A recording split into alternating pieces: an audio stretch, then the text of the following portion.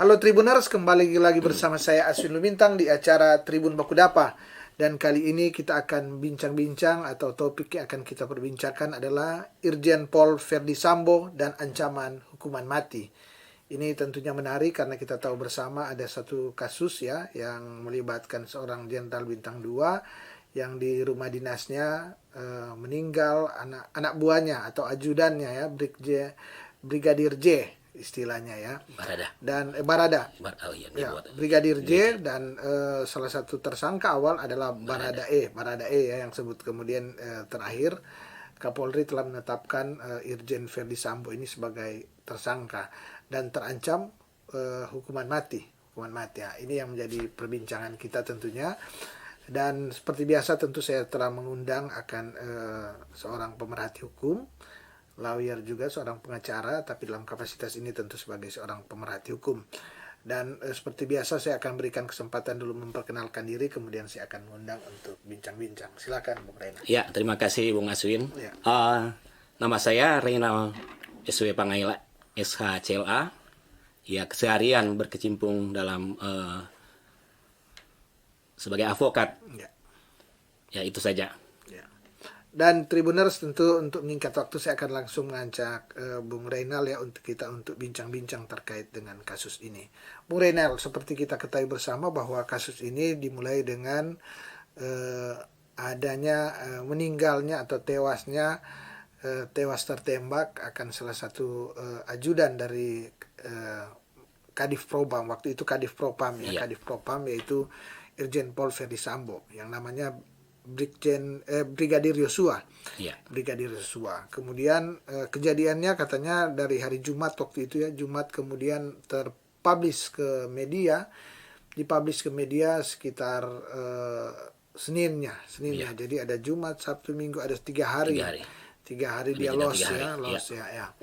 Kemudian muncul pertama ya bahwa Brigadir J ini dia diduga melakukan pelecehan seksual, kemudian terhadap istri dari Kadif Propam waktu itu ya, kemudian salah satu ajudannya yang lain mengambil tindakan nekat dengan menembak, bahkan digambarkan waktu itu terjadi adu tembak antara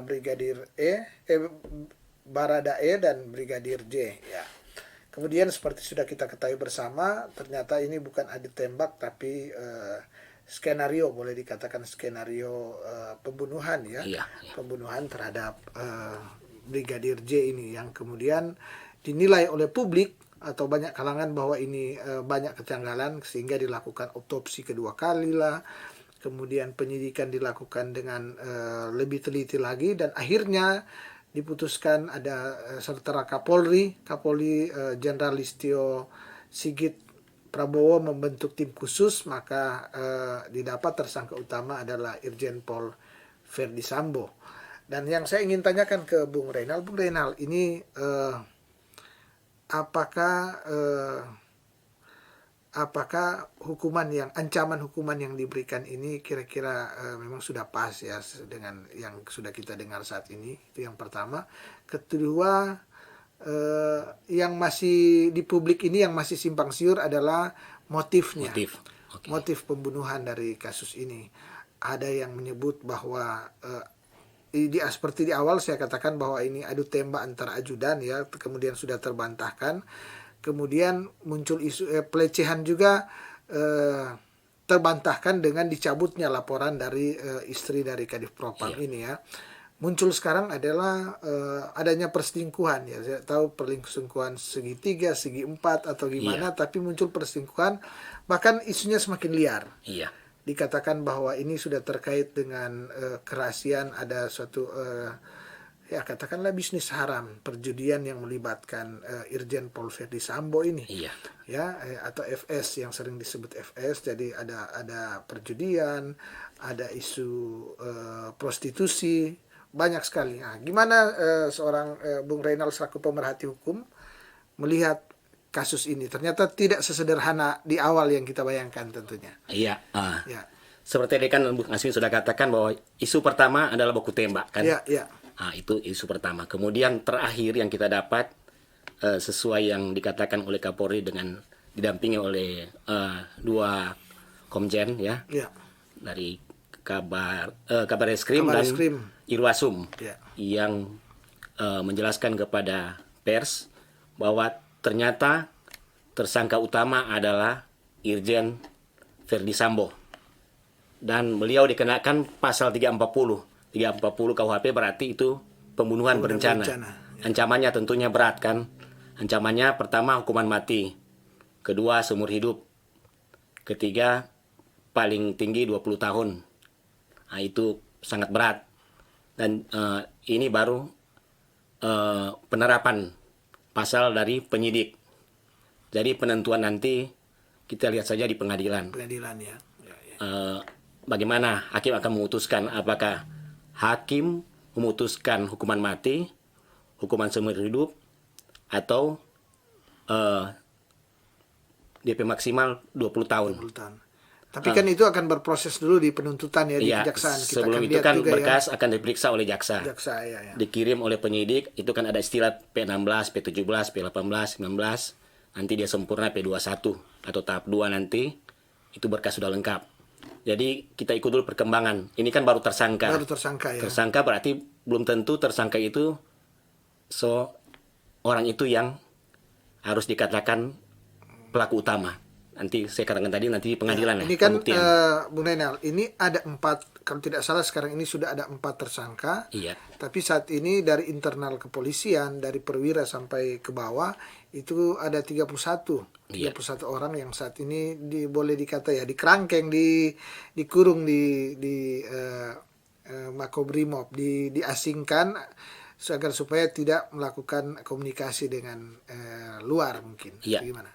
Perkembangan terakhir kemarin kita lihat penjelasan dari Kadif Humas bahwa dari 65 orang yang diperiksa, terakhir dari 31 bertambah 5 jadi 36. 36 ya. Itu perkembangan terakhir. Ya.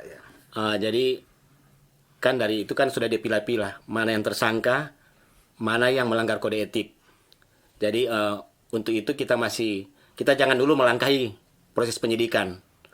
Nanti yang akan ungkapkan Kadif Humas. Dia ambil data dari penyidik. Jadi kalau kita dari luar kan kita hanya melihat perkembangan penyidikan. Betul. Jadi kalau ada ketambahan nanti tersangka, itu kewenangan dari penyidik.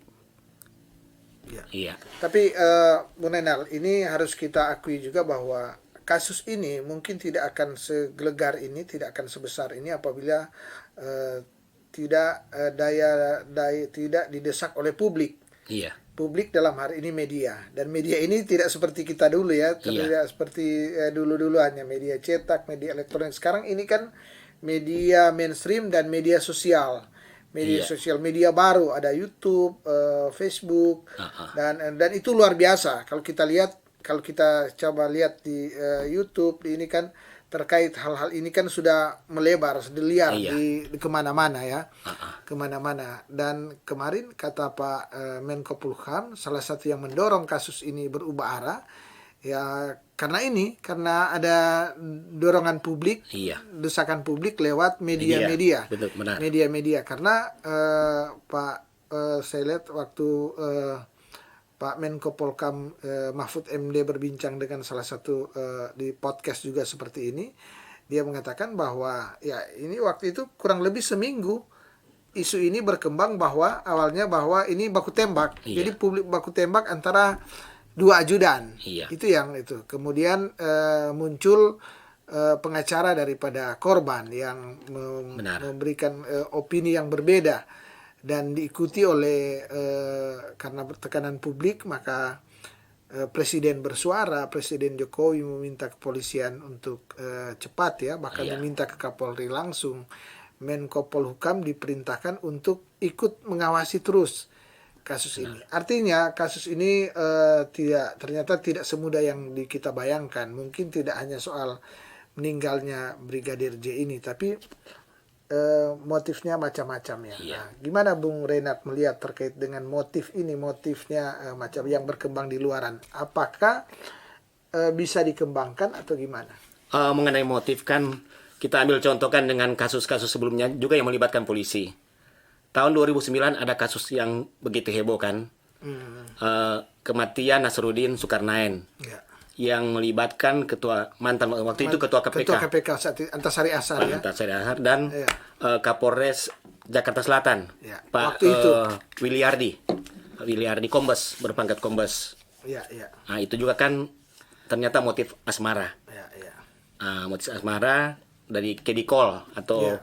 yang pemandu di golf itu, cewek-cewek itu yang namanya kalau nggak salah Liliana. Iya, iya. Nah, itu motifnya. Kedua, kita juga lihat ada motif yang mirip.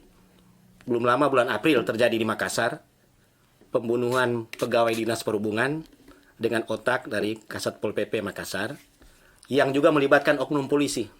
Tapi itu kalau nggak salah berpangkat Bintara kalau yang kasus. Di Makassar ya. Iya, kalau kasus Nasruddin perwira menengah Pak Kapolres. Nah, sekarang melibatkan petinggi. Iya, iya, iya.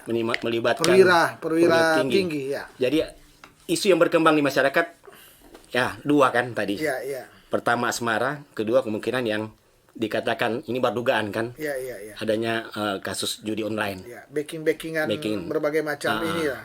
Masyarakat menilai bahwa di sini kuncinya adalah Brigadir J. Dia paling tahu semua. Opini yang berkembang ya di Opini yang masyarakat berkembang. itu ya. Jadi itu masih kemungkinan antara dua itu kan, asmara atau yang kasus judi. Ya.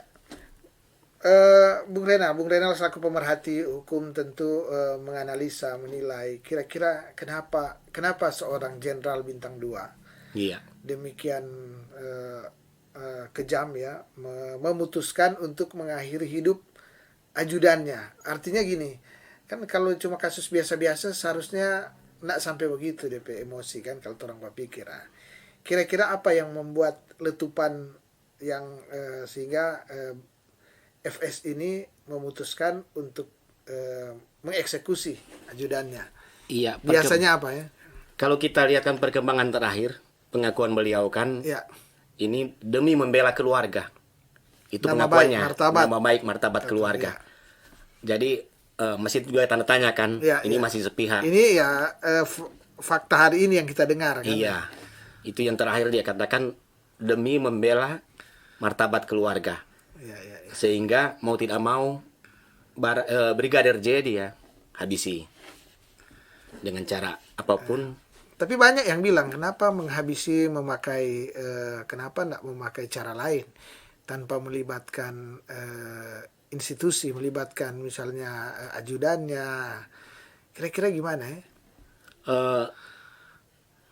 Di samping itu kan manusia juga ada emosionalnya kan. Ya, ya, ya. Kemungkinan juga faktor emosi juga yang paling tinggi di sini.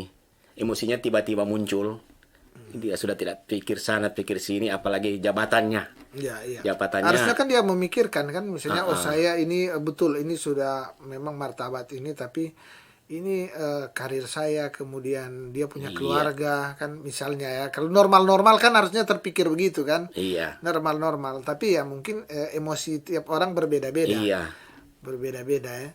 Tapi itu saya tertarik dengan Bu Reynal mengatakan bahwa memang motif asmara, kalau motif asmara ini setinggi apapun jabatannya dia sering lepas kontrol. Sudah dicontohkan tadi. Kasus Antasari Ashar yang menewaskan bos apa waktu itu salah satu perusahaan salah terbesar satu perusahaan di di Indonesia. Waktu itu fakta waktu itu mengatakan ditembak ya ini ya dihabisi. Dan itu juga nanti berapa hari kemudian terungkap ya. Dipublish ke publik. Kalau nggak salah 2-3 hari baru itu mirip-mirip kasus ini. Mirip-mirip dengan kasus ini. Jadi memang selalu kasus dan itu membuat KPK waktu itu juga goyang. Benar. Goyang. Jadi walaupun itu bukan soal korupsi, tapi ini soal integritas, soal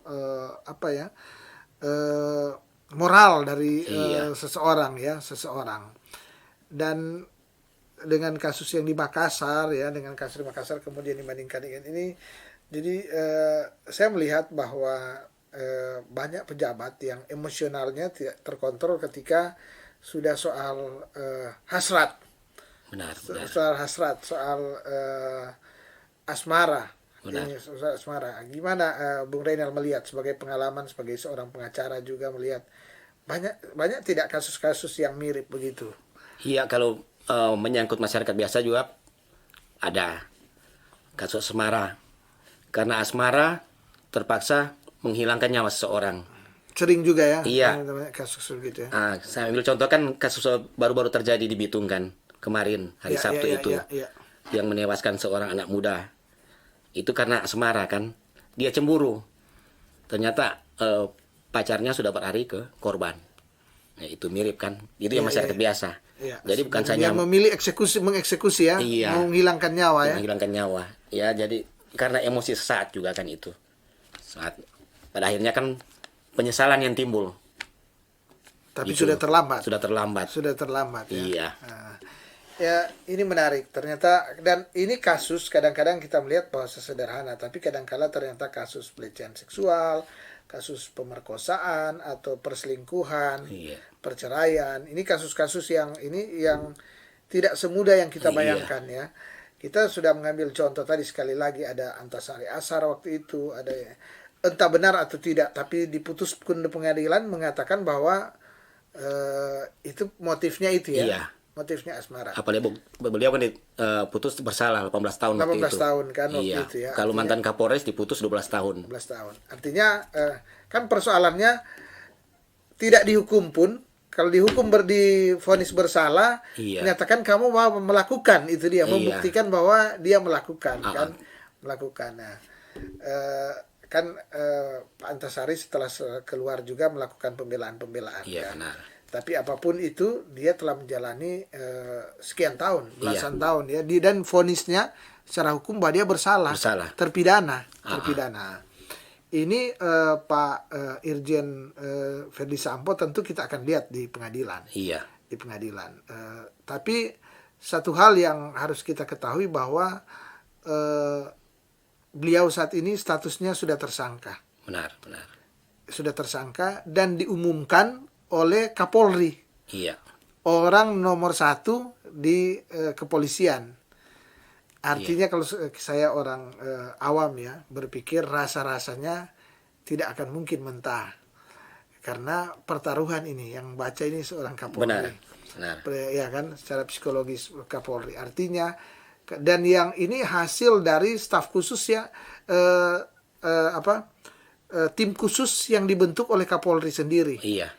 Hasil dikatakan itu kan, hasil dari staf khusus yang dibentuk oleh Kapolri.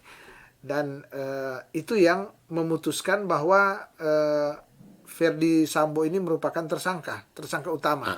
Tersangka utama. Dan waktu itu kan ditanya ke Kapolri, motifnya apa ya? Dia bilang ya motifnya dikatakan ya motifnya waktu itu dikatakan bukan tidak penting, tapi nanti akan diungkap berikut. Tapi yang terutama adalah statusnya tersangka. Artinya dia mengatakan kejadian penembakan itu benar. Iya. Benar. Bung Renal melihat ini gimana dengan penetapan dibacakan langsung oleh Kapolri, kemudian yang menyidik ini adalah staf tim khusus yang bentukan Kapolri. Kira-kira gimana? Ini juga kan ini kita katakan pertaruhan jabatan dari seorang Kapolri. Ya. Jika beliau tidak berani menetapkan seorang Verdi Sambo sebagai tersangka, maka di situ kita akan lihat kesalahan akan ditumpukan ke Pak Kapolri. Iya. Kenapa Pak Kapolri tidak berani? Tetapi ketika kita lihat beliau berani menetapkan dan mengumumkan sendiri Verdi Sambo sebagai tersangka, di situ banyak pujian atau banyak yang dan dalam waktu yang relatif tidak lama. Tidak lama. Karena menurut Menko Polhukam di Amerika ada yang sudah setahun bahkan lebih tidak terungkap kasus-kasus mirip begini. Iya. Ini juga kan peran seorang Baradae yang pada akhirnya dengan berani mengungkap kasus ini, dia berani mengungkap siapa dalang. Kalau Baradae tidak berani buka mulut, maka agak sulit juga. Kelihatan itu ya. Iya. Dia buka mulut lewat pengacaranya kan. Kemungkinan pengacara, kemungkinan melalui penyidik, atau bisa saja diwawancarai langsung oleh Kapolri sampai dia berani ungkap. Ya.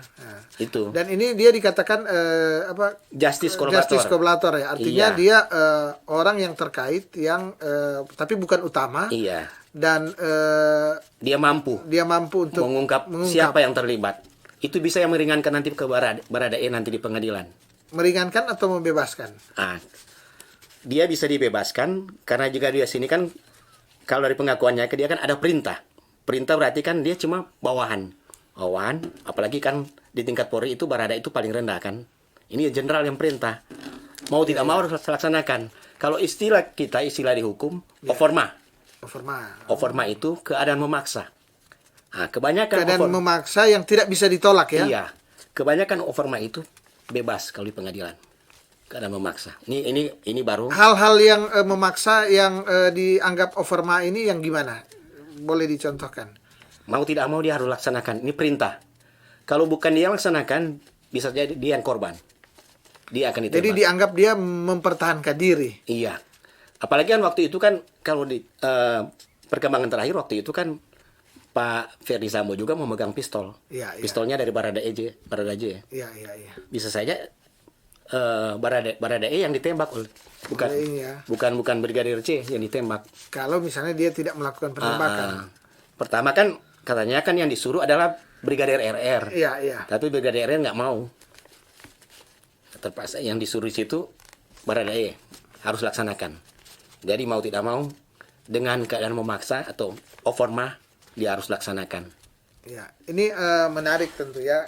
Lepas kita akan lihat sekali lagi kasus ini masih dalam pengembangan penyidikan ya. Iya. Karena sudah tersangka pengembangan penyidikan dan tentunya kalau dia rampung sudah akan ke tahap penuntutan ya di kejaksaan kemudian di pengadilan. Tentu lebih menarik. Tapi di bincang-bincang ini saya ingin mengulas kira-kira gimana ini Bung Renal. Apakah Bung Renal melihat memang pertama apakah tadi sudah diberikan sinyal ya Baradae bisa aja bebas overma ya.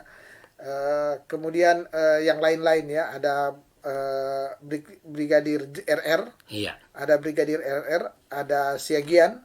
Ada juga yang dari swasta. Ya. Yang dari apa itu? KAT atau apa? Ya.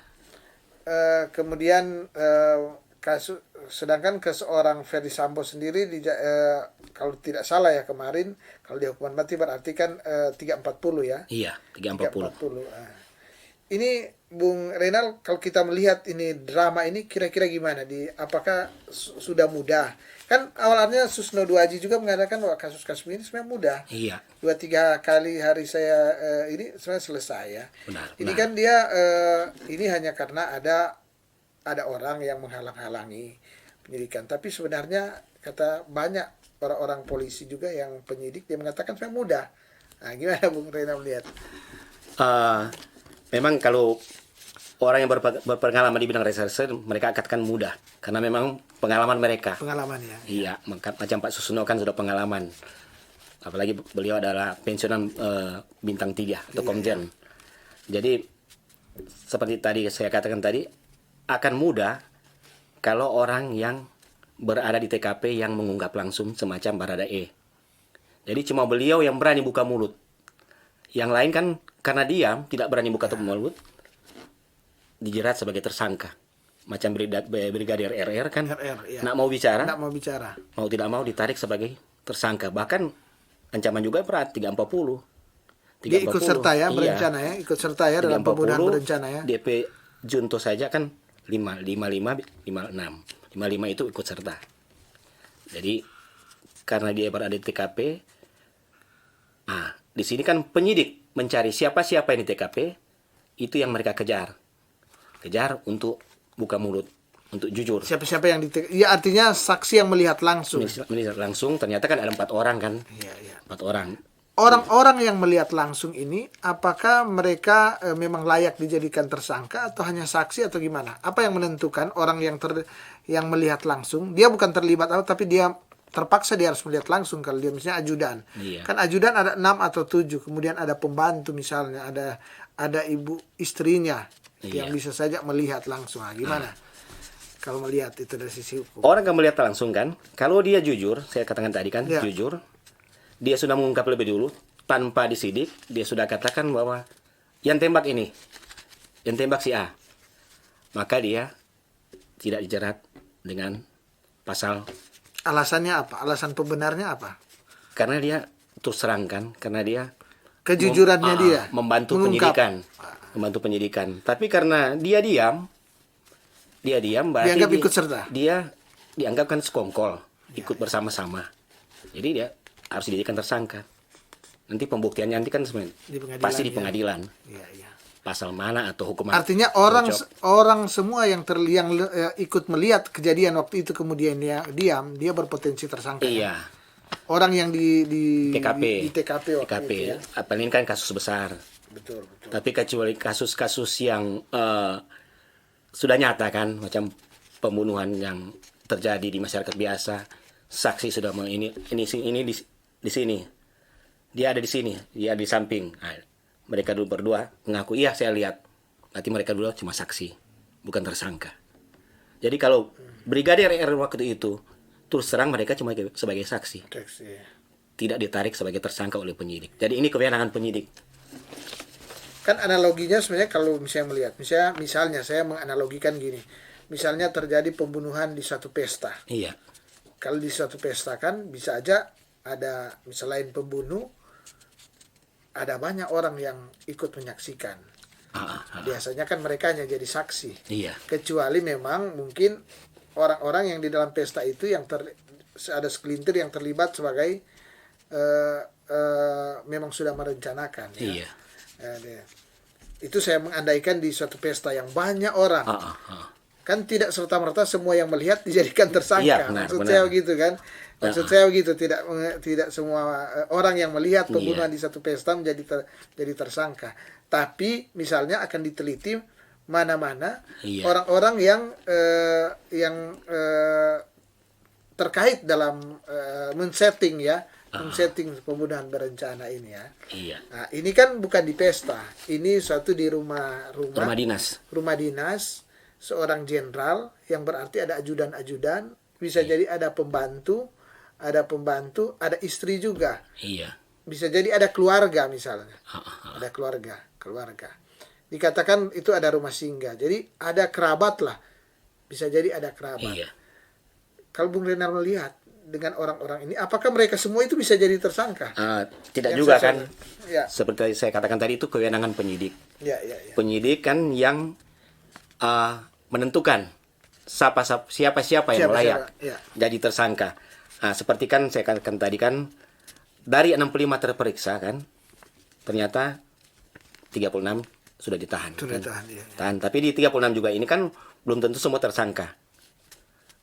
Apakah dia melakukan pelanggaran kode etik atau melakukan pidana.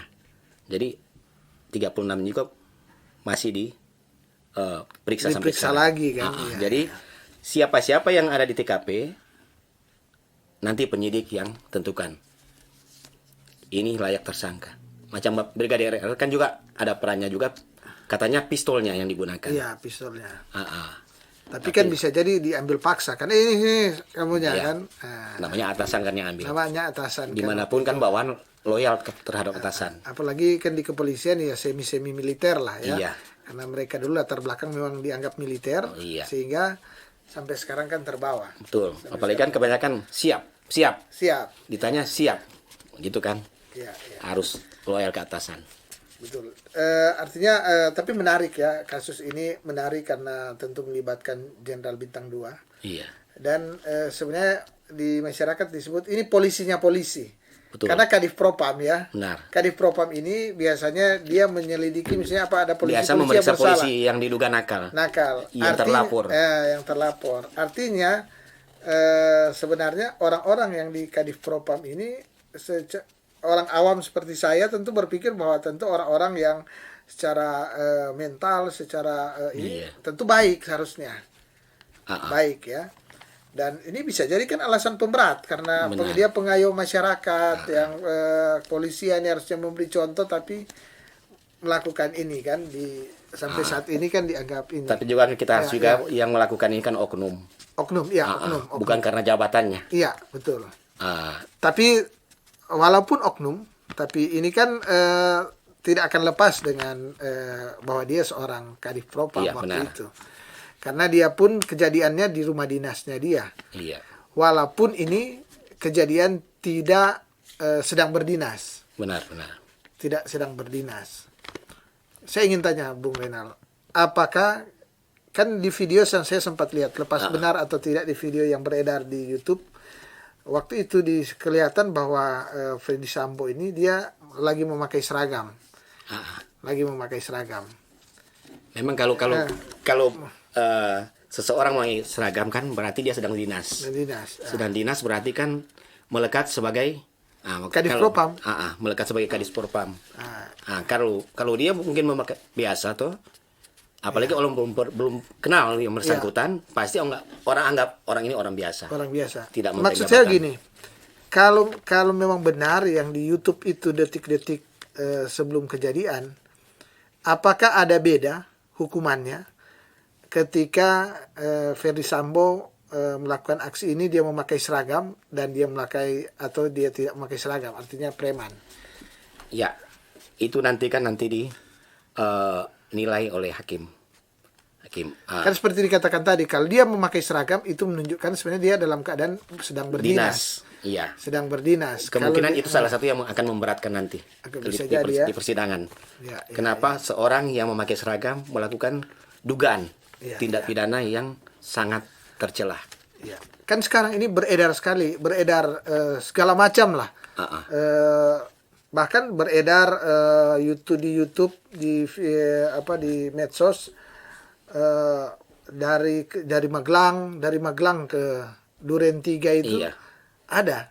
Ini ya, sehingga saya juga berpikir Bung Renal bahwa kasus ini politiknya cukup tinggi. Benar. Karena apa? Saya berpikir ini luar biasa.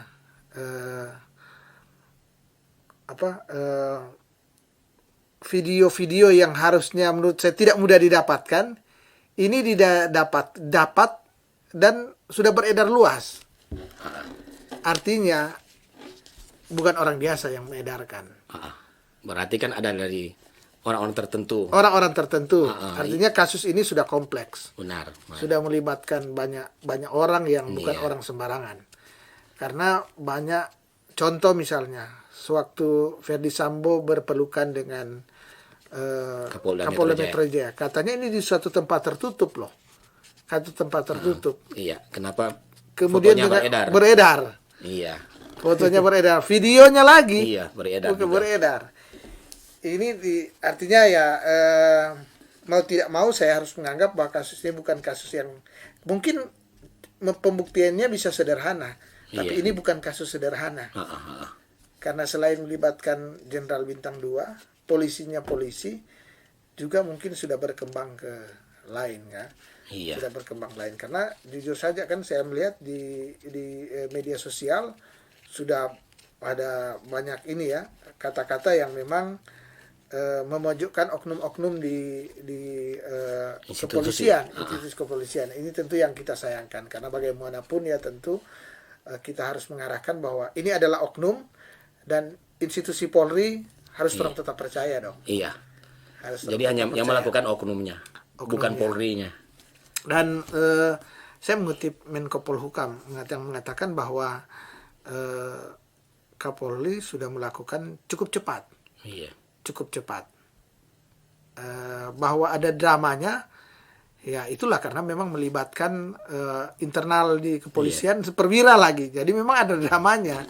Tapi antisipasi dari Kapolri menurut Menko Polhukam ya cukup perlu diapresiasi. Iya, ini kan kita juga kan salut ke Kapolri kan.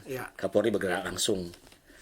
Kalau kemungkinan bukan Kapolri yang bergerak langsung, ceritanya pasti lain. Bisa aja belum ada tersangka sampai saat ini. Bisa saja kan dalam bahasa sehari-hari Baradae bisa saja patah kalau patah. Dia nggak mau dia tidak akan ngomong. Nggak mau ngomong siapa-siapa yang terlibat. Apalagi ada dugaan yang isu yang berkembang dia dibayar 1M. Itu dugaan kan. Lepas benar atau tidak ya. Benar tidaknya itu kan hanya mereka yang tahu kan, bukan kita. Itu jadi peran Kapolri kita harus apresiasi. Beliau turun langsung. Jadi kalau dan mengumumkan langsung. Iya, mengumumkan langsung. Itu pertaruhan loh. Iya. Seandainya memang bebas di pengadilan misalnya tidak terbukti atau gimana kan. Iya. Psikologis ke Kapolri juga itu kan. Artinya walaupun belum diputus, saya bisa mengatakan bahwa pasti sudah salah ini orang ini. Betul.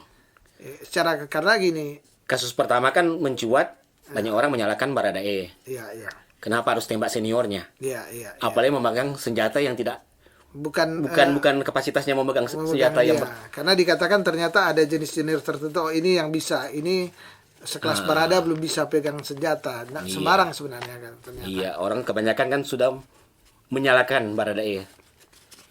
Tapi ternyata kan perkembangannya jadi lain. Iya, iya. Iya, gitu. Dan di Barada ini kira bagaimana Bung Rena melihat ini sudah ganti-ganti pengacara gimana ini dia? Ini kan pengacara pertama penunjukan dari Polri. Oh, iya, iya. Penunjukan. Begitu juga yang kedua kan penunjukan. Penunjukan. Mungkin tidak sejalan, dicabut. Itu kan haknya. Itu enggak masalah ya? Nggak masalah. Haknya pemberi kuasa. Dalam hal ini pemberi kuasa kan Baradae. Kalau dia rasa nggak cocok kan, atau Tapi ini ada gugatan dari pengacara ke ini? nggak masalah. Itu kan haknya dia untuk menggugat. Menggugat, Katanya dia harus dibayar oleh negara. Iya, Padahal kan iya. kita tahu setiap penunjukan itu nggak harus dibayar. Oh, begitu. Ya. Penunjukan itu kan berarti negara yang menanggung. Menanggung bukan berarti negara harus menanggung 15 triliun, Iya, 4 triliun. iya, Ia cuma menanggung jasanya yang layak. Semacam Dan kalau itu memang biasa ya, negara Biasa. menunjuk Biasa. apa di setiap sidang atau apa dimanapun di penyidikan ada yang ditunjuk penyidik. alasan apa sehingga apakah karena dia seorang polisi sehingga diberikan pengacara negara? Ini pengacara negara ya? Bukan, kata? bukan. Oh, Ini pengacara dari pengacara memang yang advokat dari Advokat. advokat, bukan dari bantuan hukum dari Polri, bukan. oh, bukan. Ini diberikan karena memang Kasusnya KUHAP, berat. Oh, KUHAP ya. KUHAP mengharuskan ancaman di atas 5 tahun harus didampingi oleh seorang pengacara. Pengacara. Iya. Kalau dia tidak punya uang untuk ini, untuk didampingi. Tetap negara yang tunjuk. Oh, jadi ini dikategorikan bahwa dia tidak Memang, bisa ini, maka negara menunjuk. Menunjuk.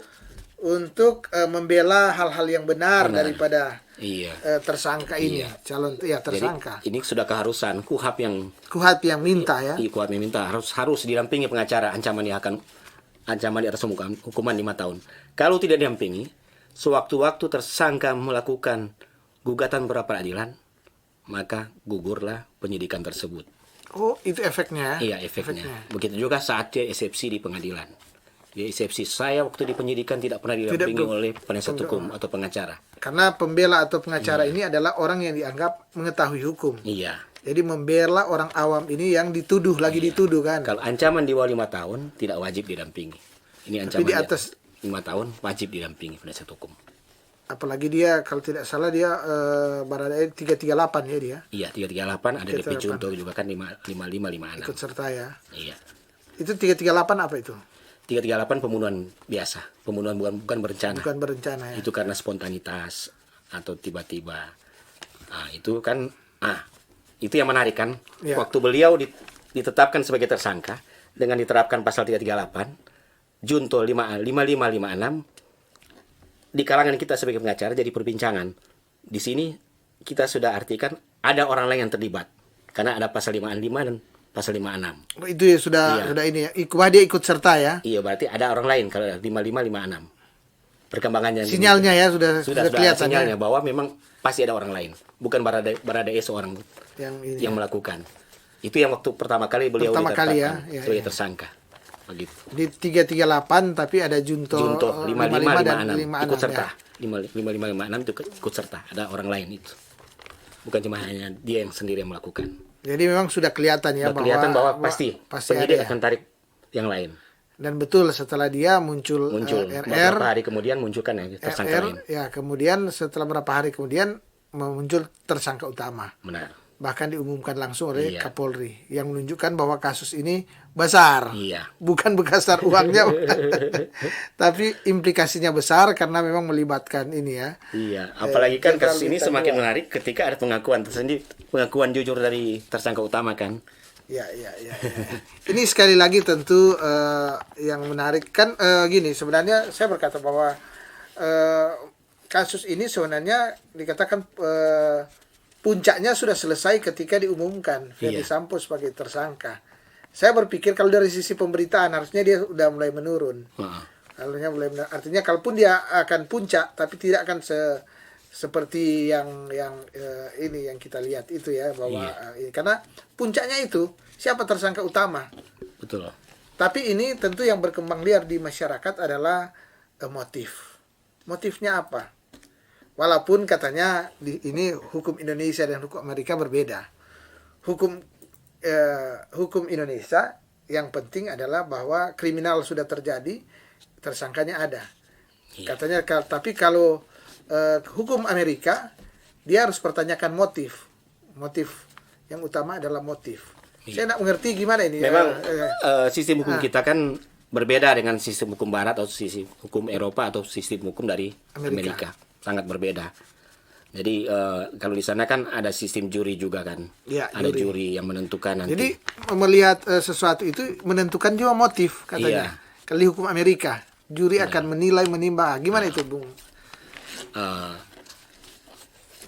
Kalau memang di sana diterapkan demikian kan, berarti di sana harus ikut di sana. Di sana, iya. Tapi kalau di Indonesia sudah terapkan yang seperti yang kita sudah laksanakan, berarti kita harus ikuti sistem yang berlaku sekarang. Yang ada di Indonesia. Selama sistem itu belum dirubah.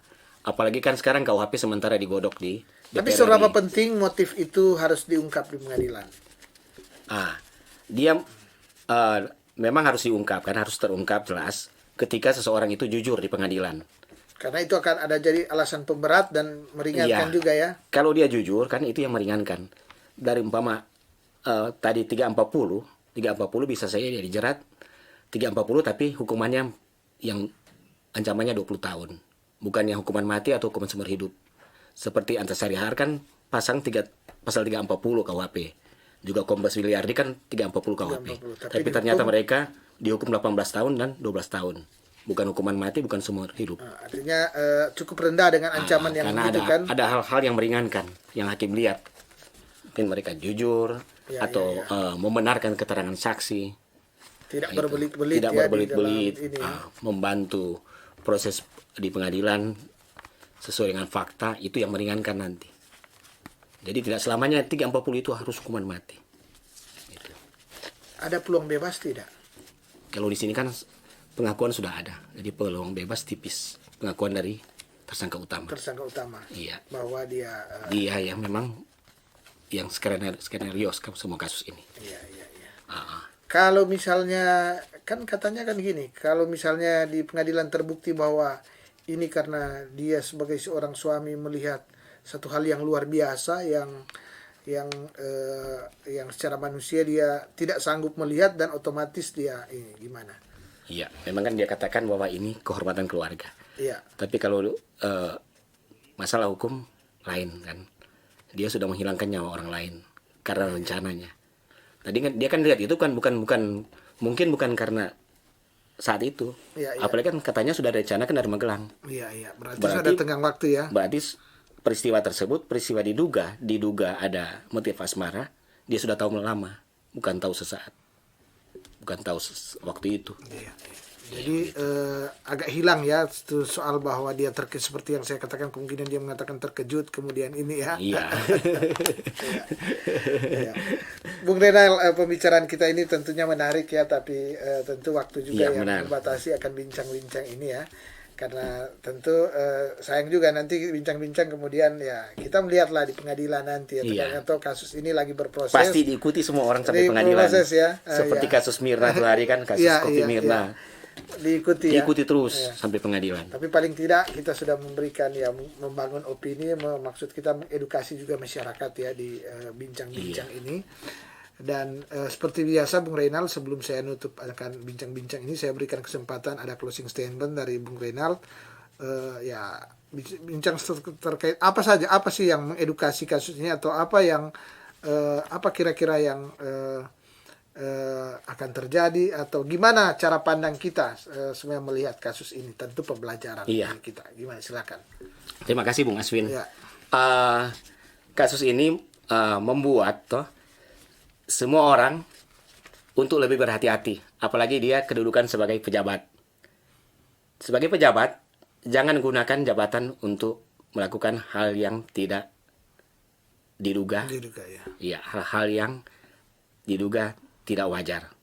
Jadi harus berhati-hati ketika sudah memegang jabatan. Apalagi jabatan itu akan membawa dia ke jabatan lebih tinggi lagi. Tinggi lagi ya. Iya. Harusnya berhati-hati. Berhati-hatilah. Berhati-hati. Kasihan kan sudah karir sudah